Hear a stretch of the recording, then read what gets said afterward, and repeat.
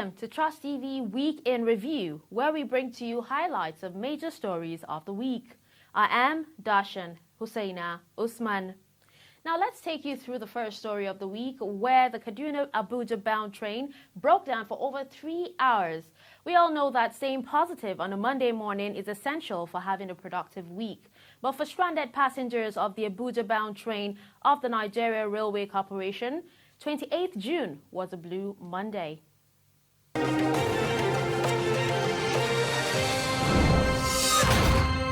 It's unfortunate, honestly. We stopped, nobody is apologizing, nobody is addressing us. We don't know why. We waited inside bush. All the safety concerns we have in plying the road has been defeated. We're in the bush for over 2 hours. With the 6:40 a.m. KA2 train heading to Idu Abuja from Rigasa, Kaduna, stopping abruptly 3 minutes after takeoff, then concurrently before making a final stop at the Dutse substation, passengers who had work to meet up with complained of the delay, missing their deadlines and bad maintenance culture. I'm not happy though, because Monday is the first day of the week. You have appointments, your energy level is high. You shouldn't be facing challenges first day in the morning, just as to transportation and all. Actually, I think the first time I had this was last year. It broke down around November, December, while we were going to Abuja, so it stopped. And then after that, actually everything has gone back to normal. I thought maybe everything has gone back to normal, but to my surprise today, I was moving very early. I was having a different, I feel like my schedule. I have a different schedule today, going to office, meeting people. But it was quite an unfortunate one. We left Zaria around 4, down to Rigasa. We got there around 5:30. We waited, we boarded the train. It stopped about 4 to 5 times. And we were stranded in the middle of nowhere. Of course, we had to wait for about 2 hours before another reinforced locomotive was sent down from Abuja to take us down here. We expect more than this, you know. The service was terribly poor. We have spent 6 hours from Kaduna to Abuja. Those with busy schedules go on with their day-to-day activities. Security escorts were quickly mobilized to pick VIPs. Some took the risk finding other means of transportation. Claustrophobic passengers are seen stepping out of the train for air, while others wait patiently for rescue. Help comes 2 hours after explanation is given by a supervisor of NRC amidst seemingly irritated passengers. In about 1.5 to 2 hours, we should leave this place. Sorry, I know it's bad, but I want to apologize on behalf of the management. Please, bear with us. Well, they say it's a technical issue, and it's one of those things. For me, I've been plying it for so long, I've never experienced this. Awaiting passengers from Abuja were not left out, as the 3-hour delay had them agitated. Arriving here this morning, they told us to wait for 30 minutes, that the train is going to be here in 30 minutes. And 30 minutes become 1 hour, 1 hour become 2, and 2 become 3. And there we go. We keep hearing different kind of news. There's a problem with the locomotive, there's a problem with the train himself, and everybody's tired, as you can see. I've been here for the past 2-3 hours, and only apology. And on Friday, same thing happened. My in-law was in the same train along Yari. They were stranded there in the middle of the night. He arrived Kaduna 12 midnight, knowing fully what is happening in the country. This is unacceptable. The disparity between coaches is no longer an issue, as the elite, middle class and poor seem to agree on security when it comes to their safety while plying the Kaduna-Abuja highway. We need to do something about our system. We cannot continue like this. It's not fair to us and to the next generation at all. I wouldn't just road for now, because the rail has a lot of advantages. To me personally, fine. You get on the train, You're not thinking about breakdown of your vehicle. You're not thinking about maintenance of your vehicle. You're not thinking about accidents on your vehicle. You can relax, you can read, and you can work. I think they need to do something about it very fast because I feel this is the safest and easiest journey ever. But the way the train is stopping is not encouraging at all. With one voice, passengers call on NRC and federal government to hastily fix used locomotives or purchase new ones to avoid a repeat and ensure that it travels safe and secure. Husseina Usman, Trust TV News. NRC authorities by Trust TV proved abortive, but we sincerely hope that next time passengers on board will be duly informed about any hitch. Now, in a twist of fate, leader of the proscribed indigenous people of Biafra, Nnamdi Kanu, was arrested and extradited to Nigeria within the week. Nigerians have called on the federal government to respect his human rights. Attorney General of the Federation and Minister of Justice, Abubakar Malami, during a press conference, explained how collaborative efforts of Nigerian intelligence and security services aided the arrest. He is being charged with terrorism, treasonable felony, managing an unlawful society, publication of defamatory matter, illegal possession of firearms, and improper importation of goods, among others. Similarly, the DSS launched a manhunt for self-acclaimed Yoruba secessionist Sunday Adeyemo, popularly known as Igboho, after it raided its residence on Thursday in Ibadan, Oyo State, and killing 2 of his supporters. It is indeed a week of breakthrough for security operatives. Now for the big one in politics, the defection of Zamfara State Governor Bello Matawalle to the APC caused wranglings in some quarters as camps of Senator Kabiru Marafa and ex-Governor Abdulaziz Yari met with Governor Nasir El-Rufai in Kaduna to broker a settlement. The immediate past second vice chairman of the Nigerian Bar Association, Onyedikachi Ubani, spoke on the legality or otherwise of defection from one political party to another. The constitution has provided the process of removal. The means under which a governor can lose his seat or vacate his seat. One of which is by impeachment. The other one is by death. And I think one has to do with his medical. Defection is not one of them. It's only for the legislators, National Assembly member. I think 68 to 1G and all that. I think 68.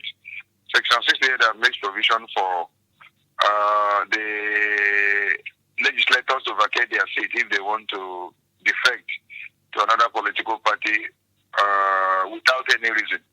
You can defect. The law, even the Constitution allows even legislators to defect.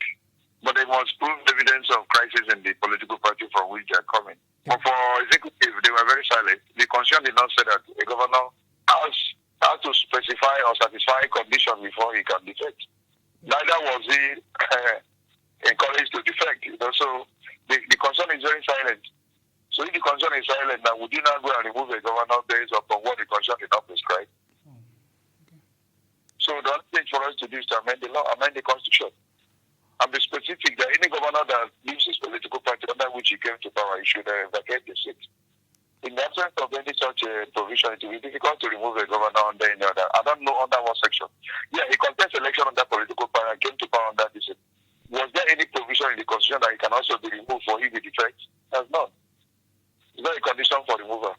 There's no condition as defection for removing a governor, either remotely or directly. Also in the same vein, chairman of the National Conscience Party, Dr. Yunusa Tanko, says defection of Matawalle from PDP is hurting democratic principles and therefore not acceptable. I think, should be said, this political defection has really endangered our democracy for a very long time. I mean, take a look at it. The issue about contesting election is about you selling your party manifestos to the electorate who will see value in that particular manifestos, then vote for you at the end of it, electing you to represent that interest of the manifesto which you sold to them as a social contract. But here we are in Nigeria, where a candidate of a political party, even though some of them do not even, they come with their different manifesto, will sell a manifesto of a political party, i.e. political party A, and then probably if he has a little bit of challenge within his own party, he will now run off in the evening and join political party B, carrying the same manifesto into a new political party, and then still retaining that seat in which he won election. It is basically treasonable against the people in which you have that particular social contract with. So democratically, it's absolutely unacceptable.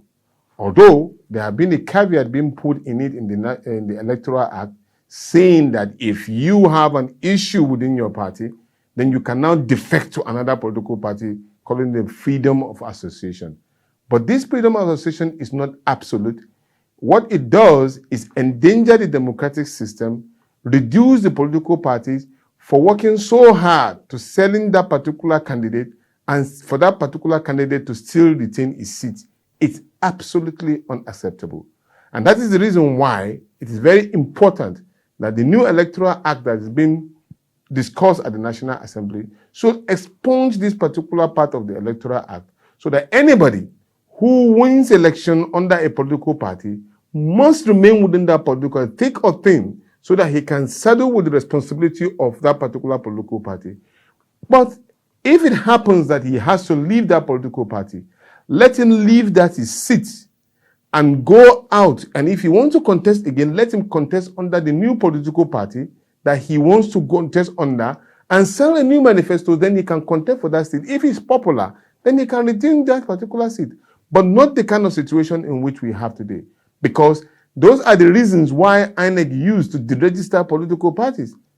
I give you a clear example of my political party. We won a seat in the Federal House of Representatives in Ekiti State. After winning the election in Ekiti State, our candidate left the party to join PDP and then leaving us in fallow. Had it been we have maintained our seat at that particular point in time, we wouldn't have been deregistered or been challenged by INEC as the case may be. So these are some of the challenges that we face in the democratic system. So as far as the campaign on political candidates is totally unacceptable and it should be expunged from the Electoral Act. Anybody who wants to leave his party and go and queue for another year or two before you can. That will show discipline in the electoral system. Still in politics, in spite of the heightened insecurity situation across the country, the Independent National Electoral Commission has vowed to continue with preparation and readiness to conduct 2023 and other terminal elections. National Commissioner and Chairman, INEC Information and Voter Education Committee, Festus Okoye, said this in an exclusive interview with Trust TV. INEC has fixed February 18, 2023 for the presidential election, while a timetable for the National Assembly and governorship elections will be released in November this year. The National Commissioner explained that INEC is prepared to create conducive atmosphere for Nigerians to exercise their civic responsibility. I believe that we as Nigerians should have faith in our electoral management body. We should also have faith in our electoral process. One thing this commission has done is to deepen the use of technology in the electoral process and make the conduct of elections less cumbersome and seamless. Before this period, political parties, when they are submitting their nomination, the list and personal particulars of their nominated candidates, is always a fight in this commission. The state chapter will come with their own list. The national will come with their own list. Sometimes there's a huge fight here. But what this commission has done is to create a nomination portal for political parties. Okoye explained that the creation of additional polling units across the country is in line with Electoral Act to decongest polling units with more than 5,000 voters. We converted a total of 56,872 voting points and voting point settlements into full-fledged polling units. So as of today, Nigeria has a total of 176,846 polling units. So we have abolished voting points. And going forward, what the commission will do is that the moment a particular polling unit reaches a particular threshold, we will administratively create a new polling unit out of it. Beginning from this moment, we are going to exercise the powers granted to us by law. We are not going to leave it to any agency. We are not going to leave it to any commission. We have the courage and we have the presence of mind to do what the law says we should do. So going forward, we are not going to create voting points anymore. We are going to have polling units. The National Commissioner also speaks about the Anambra and Osun States election.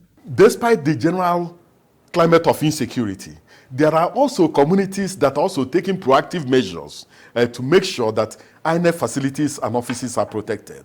For instance, in the same Anambra state we are talking about, the communities in Anambra North local government came together and decided to repair the INEC office that was vandalized during the NSAS protest. The same thing in Osun State.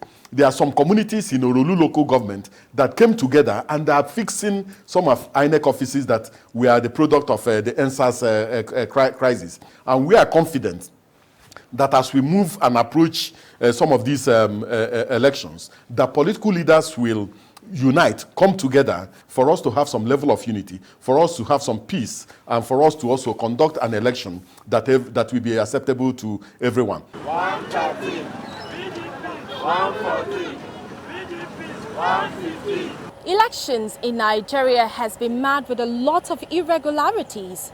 With the introduction of the online voter registration, INEC has assured Nigerians that they are doing everything they can to put Nigeria's election or electoral process up to speed in order to compete with the regional or international community. Martiya Umar, Trust TV News, Abuja. Come rain, come shine, the elections must continue. Congratulations are in order for Nigerians as the controversial petroleum industry bill was finally passed for a third reading after 20 years. Chairman of House Ad Hoc Committee, Mohammed Munguno, presented the committee's report to the House, after which they considered its clauses. The bill seeks to make Nigeria's oil and gas industry more transparent and competitive.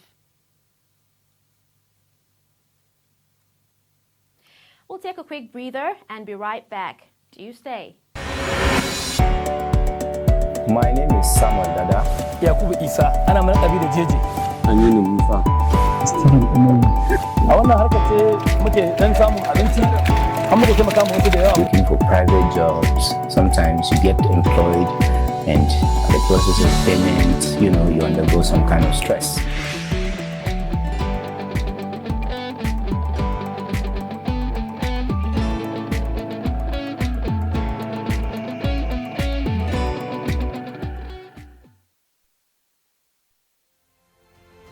Get latest updates on current topical issues and breaking news by downloading the Trust TV mobile app on your Android devices. Go online, click Google Play Store, search Trust TV, install the app, and get doses of unfiltered information on happenings all over the world in your pocket. Trust TV, documenting the Nigerian story. Welcome back to Trust TV Week in Review. And now to more highlights. A controversial Nigerian Press Council amendment bill suspected to gag press freedom was doused by the sponsor of the bill, Oluwasegun Odebumi, saying it is an opportunity to strengthen, guide, and regulate media practice. When I went through the existing bill, sir, we have been lucky that none of any government has used that bill, that existing act, to deal with any of you guys. If they want to judge any of you according to existing bill, sir, there will be a serious problem for the press. And what is the purpose of being the National Assembly? It's to create a platform whereby, because the law gave us the power to amend the law. And there's a process. Personally, I cannot sit down in my comfort room and say, I want to make law for this country. It's not possible, it's not done anyway. And that is why the process is very clear. There must be public hearing. A very good news for journalists indeed. Now, with Salah on the way and prices of food soaring, a market assessment by Trust TV revealed prices of rice paddies are yet to crash despite the distribution of 27,000 metric tons by the CBN and Rice Farmers Association of Nigeria. Rice, one of the essential commodity in the market, is struggling for buyers.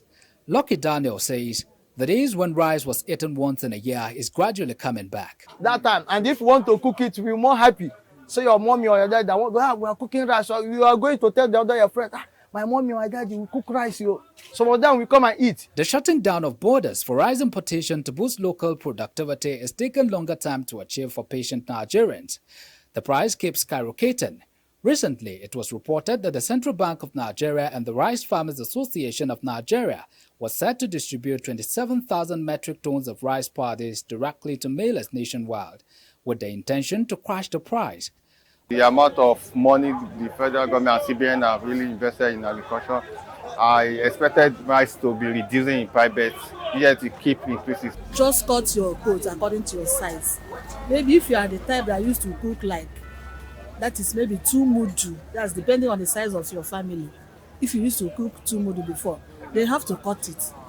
Aside from addressing the cost of rice for local consumers, there is need to consider the quality of production and price regulation. People complain a lot. All kind of local rice are just coming into the market. Some are not even well processed. I don't know who do the check and balance of the activity, their production process. I don't know who do it, but when you sell rice to customers, sometimes they pay like 23,000 for 50 kg or 25,000 for 50 kg. They come back angrily saying lot of stones and everything.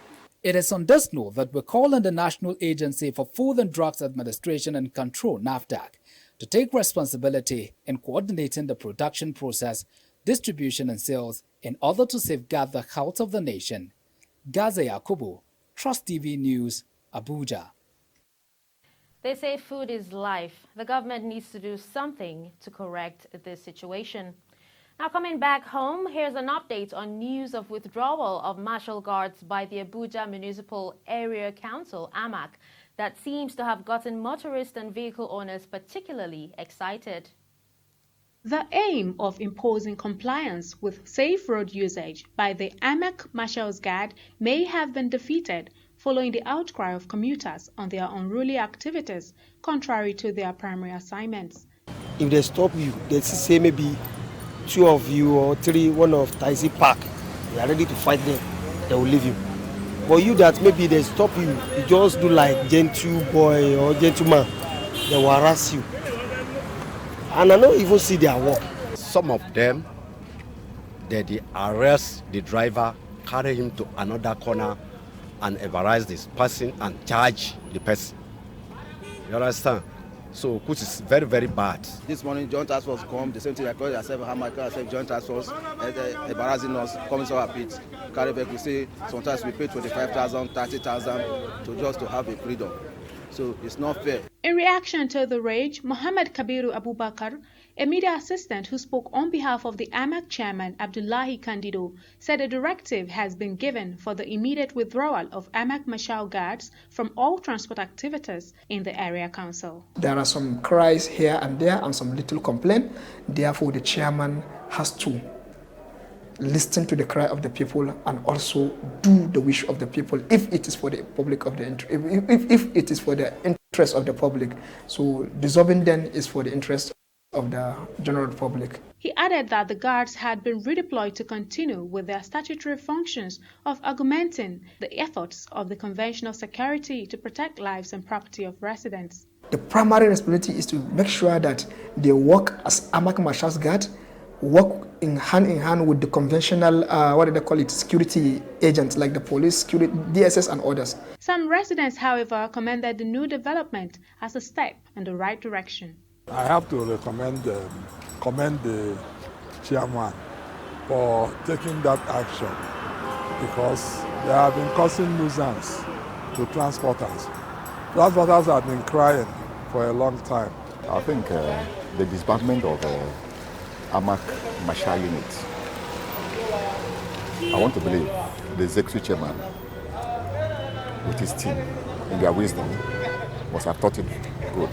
The incessant misbehavior and insubordination on the parts of Amak Marshal guards has left motorists wondering whose interests they're really protecting. But with the recent intervention of the withdrawal of these guards, motorists would finally have a chance at free movement within the city. Aisha Salihu, Trust TV News, Abuja. Stay tuned. We'll be back after this commercial timeout.